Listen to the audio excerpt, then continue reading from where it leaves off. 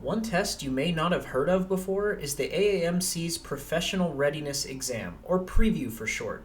This video will go through what the test is, who needs to take it, and how it works. At its core, Preview is basically the AAMC's version of the Casper exam that I go over in a separate video. As applying to medical school continues to be more and more competitive, there is an increasing interest in schools to understand the soft skills of applicants. Showing things like empathy, professionalism, and good medical ethics is becoming more and more important to give yourself a competitive edge. Therefore, the AAMC developed their version of the Casper exam where they can essentially test you on these skills. And if you haven't heard of it, I won't blame you. 2020 was the first year this test was actually offered, and in 2023, only 19 medical schools either required or recommended you take it. That number went down in 2024.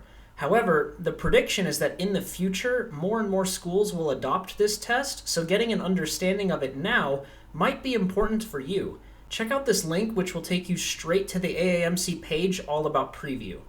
The test itself will evaluate your awareness of effective behavior in a given scenario that you might actually see during medical school.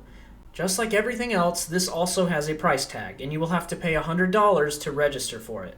There is a refund and cancellation policy you can find on the AAMC website. I also just wanted to shout out Med School Insiders as they made a pretty good general video about the Preview exam, so if you want to watch that, I have provided the link here. If you look at what exactly the test is evaluating you on, there are three categories: professional competencies, scientific competencies, and thinking and reasoning competencies. I won't read all of them out, but here are all the professional competencies that the exam is testing you on. Moving on, you can see the other competencies based on category just so you get a better understanding of what the graders and test makers are looking for. Understanding these competencies is one of the best ways you can prepare for this exam, but I will talk about prep at the end of this video.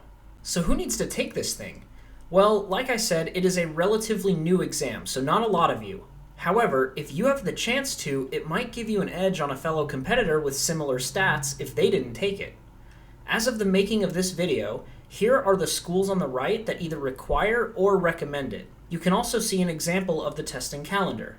But to make sure you know exactly what schools require it and what the calendar is for your specific year, please go to this link and you will be able to find all of that information.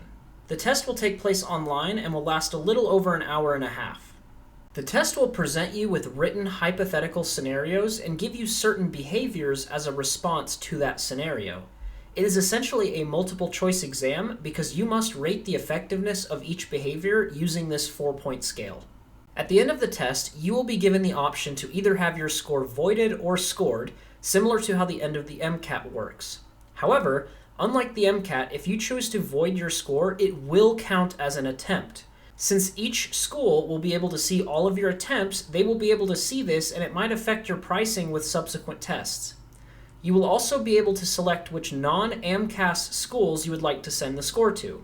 All schools that utilize the AMCAS system will automatically receive a score report from this test, assuming that they participate with this test once you finish.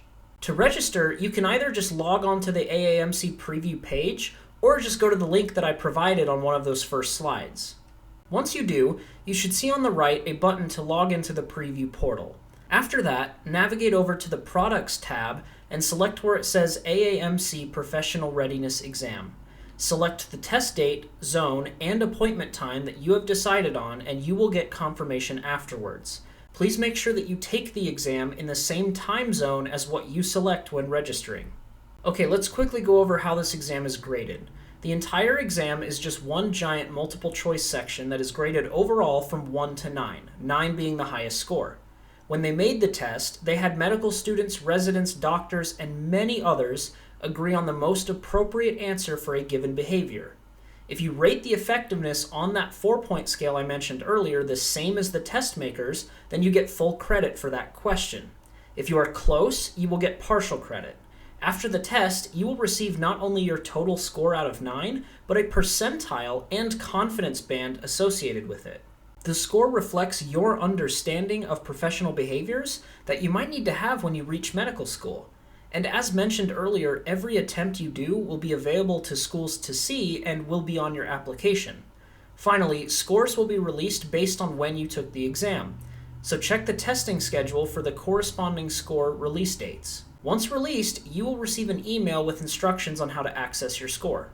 Lastly, I'm just going to mention how to prepare. You can't necessarily study for it since it isn't an objective test, but you can do a few things. First, you should thoroughly understand how the test works and what those competencies are I talked about earlier. Next, you should try to complete a practice test or at least look at some examples of what questions might be like. You can go to this link here on the AAMC website where they offer some basic practice materials. Unlike the Casper exam, which is more subjective and doesn't necessarily have any right answers, this test has pre-selected answers that are designed as the most appropriate. Therefore, it might be more important to study and practice for this one compared to whatever prep you decide to do for the Casper test.